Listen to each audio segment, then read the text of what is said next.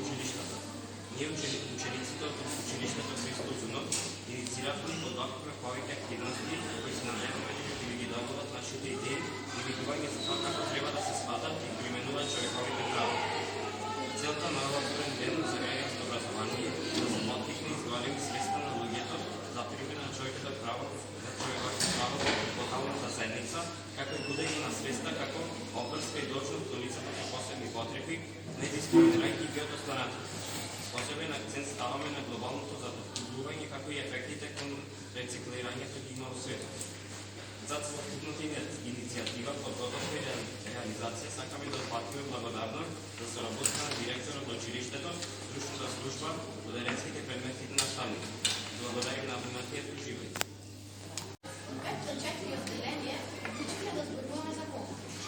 О комплекс паѓа полза, граница, навреди, тага, соки, физичка пресметка, лутина, болка, созив, насилство, без, закани, разправија, тепачка, пораз, тукање, шлаганица, бокс, викање, убена записка, страх, странка.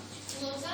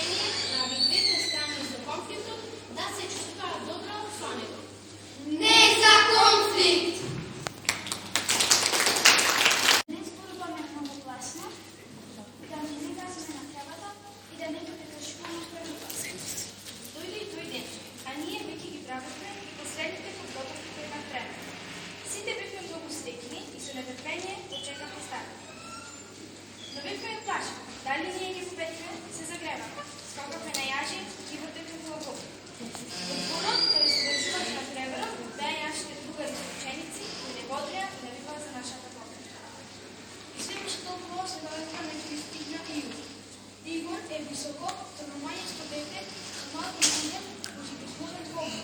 Иако Игор е скоро цела година постар од нас, сепак не е оправдување за она што го направи. Ја грабна топката, ја руши на оградата, а ние колку воло се игравме со неја.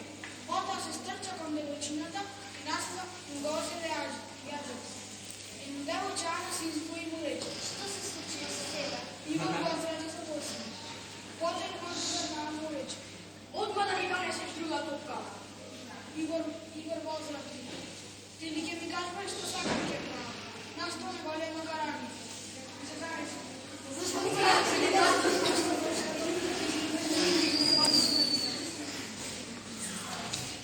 Во бравјаниот Игор на една, а сите ние на друга страна.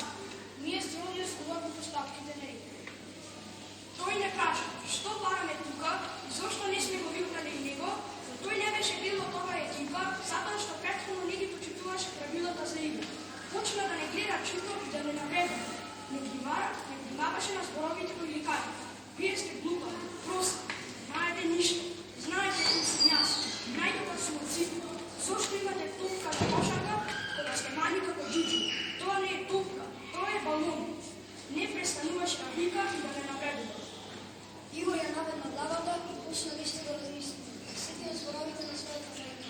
Нема да се кавеше девојчината. Ако нешто сгрешиш, извини. Тогаш Игор ги погледна на девојчината и рече: Се извинувам, многу ви сгрешив. Игор се наведна и почна да отпитува тоа што го разбира. Девојчината го прифати извинувањето на Игор и го вклучи во игра. Сега спремни за победа затоа што се подготвија суштина играч и